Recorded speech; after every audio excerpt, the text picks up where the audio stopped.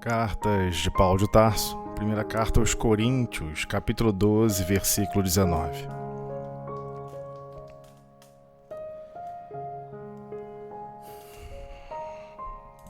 Mensagem presente na revista Reformador de abril de 1964, página 74. O versículo: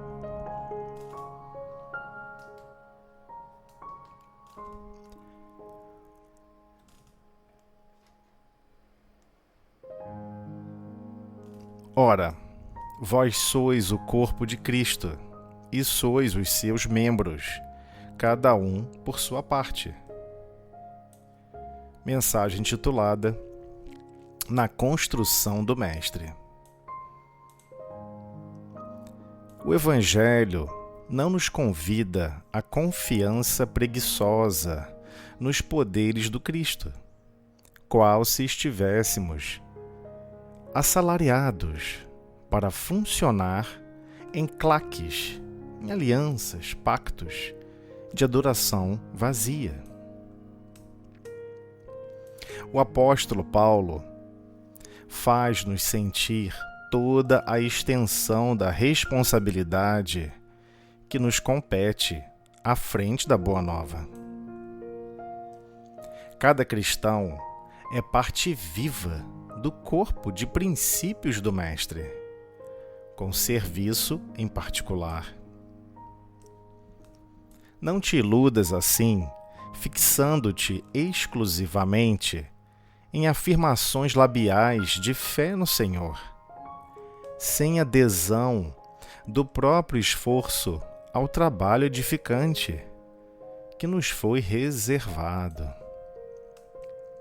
Sentindo, pensando, falando e agindo nessa ou naquela ocorrência, é indispensável compreender que é preciso sentir, pensar, falar e agir como se o Mestre estivesse sentindo, pensando, falando e agindo em nós e por nós.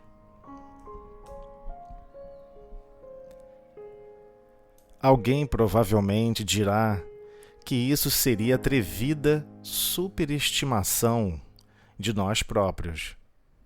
Entretanto, apesar de nossas evidentes imperfeições, é forçoso começar a viver no Senhor, para que o Senhor viva onde nos cabe viver.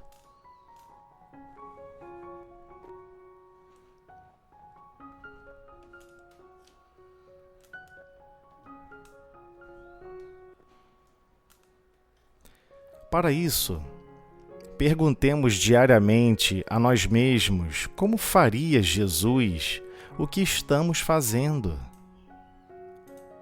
Porque, sendo Cristo o dirigente e mentor de nossa fé, todos nós, servos dele, somos chamados, no setor da atividade individual, a defini-lo e retratá-lo com fiel expressão.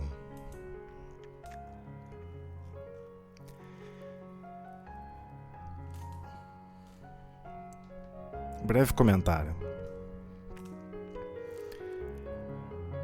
Em todos os tempos, em todos os períodos que o cristianismo viveu, especialmente no cristianismo nascente, bem no início do cristianismo, vamos observar, através das comunicações mediúnicas, especialmente o livro Paulo e Estevão, narrando as dificuldades de Simão Pedro, as complicações que os discípulos passaram para iniciar o apostolado do Evangelho e o como foi difícil para eles. E percebemos algo estranho e até extraordinário nessa obra. Simão Pedro passou por diversos problemas, passou por diversas aflições, diversas situações onde ele quase acreditou no fracasso, no fim do cristianismo nascente. Tudo estava muito delicado e muito perecível, muito incipiente nos corações desses valorosos apóstolos. No entanto, observamos que Jesus não pulou à frente da liberdade de Pedro, de Tiago, de todos os discípulos, de como se portar, de como agir. Cabia a eles, que conviveram pessoalmente com o Cristo, a missão de cooperar na expansão do Evangelho, ou seja, dessa boa nova, essa boa notícia de como viver e como seguir evoluindo e progredindo para o Pai, para Deus, uma vez que o Evangelho é de Deus, a boa nova é do Pai. Então ficou bem complicado para os discípulos, como assim é hoje para todos nós. Não há distinção. Jesus nunca irá pular na nossa frente e escolher por nós. Então precisamos compreender que construção é essa que Jesus veio dar o exemplo de vida, um exemplo de conduta, um exemplo a ser seguido, a ser concretizado nos nossos ideais de vida, minuto a minuto, em todos os momentos da vida. Então, Paulo, de uma maneira muito bela, não sabemos a origem da carta original que suscitou essa solicitação, mas a resposta foi muito bela. E nesse versículo, Paulo responde: ora, vós sois o corpo de Cristo, e sois os seus membros, cada um por sua parte. Então, ele deixa claro, se nós somos realmente, queremos seguir os princípios cristãos, então queremos viver como Cristo exemplificou. Se estabelecemos moldes de conduta, se queremos adentrar em uma certa escola filosófica que exige uma mudança completa de posturas, nós nos adaptamos às exigências daquela escola. Quando vamos para as escolas da terra, convencionais, temos que nos habituar e nos adequar às exigências da escola, desde uniforme, conduta. Se já compreendemos isso em relação aos princípios educacionais que estamos vivenciando aqui na Terra, quem dirá os do Cristo? Então Jesus não vai forçar a cada um de nós a assim proceder, mas ele vai aguardar, ao mesmo tempo, que aqueles que realmente querem se intitular cristãos realmente sigam esses potenciais de conduta, de vida, de como viver, como sentir a vida em plenitude. Então o Evangelho não convida a confiança preguiçosa. Não, eu confio muito no Cristo, eu confio muito em Deus, eu vou deixar Ele fazer tudo e eu não tenho nenhuma participação nesse processo. Não, temos sim, porque a construção, a implantação do reino de Deus na Terra, e ela irá ocorrer, ela demanda que cada um dos corações edifique, construa dentro do próprio mundo íntimo os princípios do amor e da sabedoria. Mas cada um de nós teremos que dilatar esses princípios, dar seguimento ao progresso de implantar em cada coração essa nova forma de viver e sentir a vida. Então, o Evangelho, ele é ação.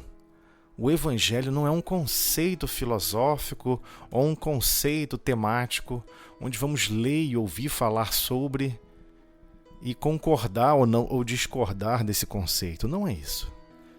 O Evangelho são métricas de vida, de conduta, como sentir a vida, a alegria de estar encarnado, ou estar desencarnado, ou estar desempenhando os papéis que Deus estima que cada um de nós desempenhemos. Então temos que ter esse princípio e perceber que o Cristo aguarda não simplesmente uma adoração vazia, mas uma mudança de conduta. E devemos sim pensar como o Cristo agiria numa situação dessa. Ele perdoaria? Ele iria ser tolerante? Ele iria promover o bem sem esperar nada em troca, o bem para todos. Então temos que compreender a extensão, como Paulo deixa claro, a extensão da responsabilidade. Quando adentramos nessa nova filosofia de vida, nessa nova forma de conduzir a vida em nós mesmos, temos que compreender que no fundo, Jesus estima que nós possamos agir e amar como Ele amou. Então precisamos desenvolver esses potenciais. Sabemos que é complexo, não é novidade.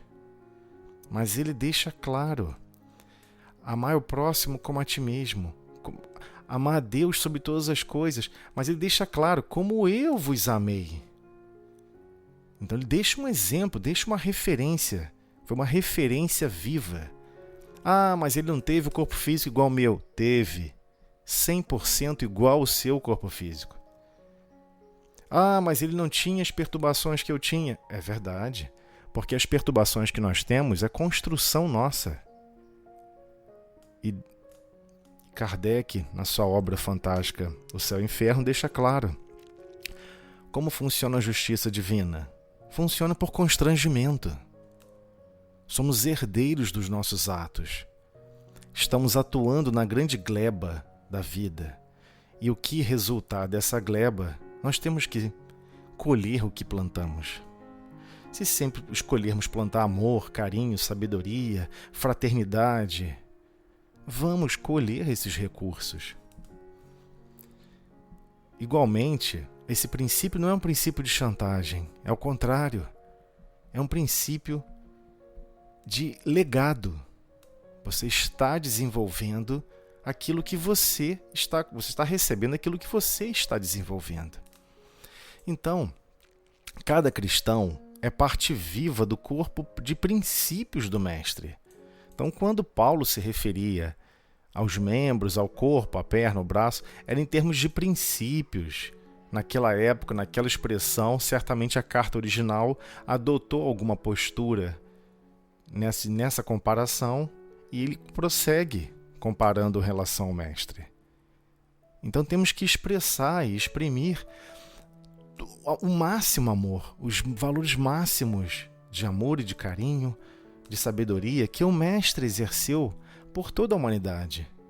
Porque é assim que vamos realmente implantar a Boa Nova em todo o planeta. Por constrangimento do bem.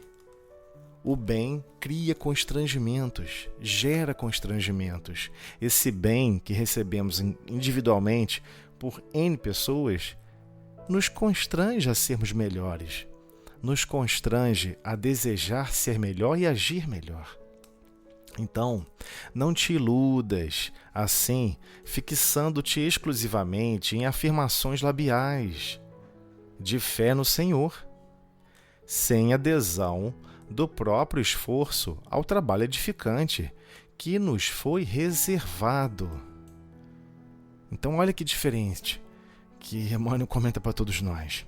Sem adesão no próprio esforço ao trabalho edificante que nos foi confiado, e sempre estamos reclamando que não estamos recebendo o trabalho necessário para evoluirmos, mas não reconhecermos que a atividade de convivência, seja no lar, seja no trabalho, seja na rua, já é o convite a esse esforço edificante. Tolera, perdoa, auxilia. Ah, mas eu não sei como fazer. No mínimo, faça uma prece. Não deseje o mal. Não reprove quem ainda está contaminado pelo vírus do mal. Proceda exatamente como Cristo procedeu e nas diversas situações quando esteve aqui conosco. Então ele deixa claro, sentindo, pensando, falando e agindo nessa ou naquela ocorrência. Então não está falando só sobre fatos, sobre dar trabalhos de benemerência, de dar recursos materiais. Se o seu coração, se o seu pensamento, se a sua fala não está essencialmente envolvida, você não está participando 100% daquela ação. Por isso ele está deixando claro, sentindo, pensando, falando e agindo nessa ou naquela ocorrência, é indispensável compreender que é preciso sentir, pensar, falar e agir como se o Mestre estivesse sentindo, pensando, falando e agindo em nós e por nós. Então, como Jesus se sentiria nessa situação? Ele pensaria sobre essa situação? Como ele falaria? Como ele agiria realmente numa certa ocorrência? Como ele despertaria palavras de amor, de carinho, de conforto? E precisamos fazer essa busca, porque temos esses potenciais, só ainda não queremos praticá-los. Todas as vezes que observamos o mal, ou observamos ações equivocadas, queremos destruir ou separar aquele que faz o mal. Só que o convite do Cristo é: ajude a transformar aquele mundo íntimo, porque aquele terreno é a seara de trabalho. Assim como o nosso mundo interior é uma grande seara de trabalho.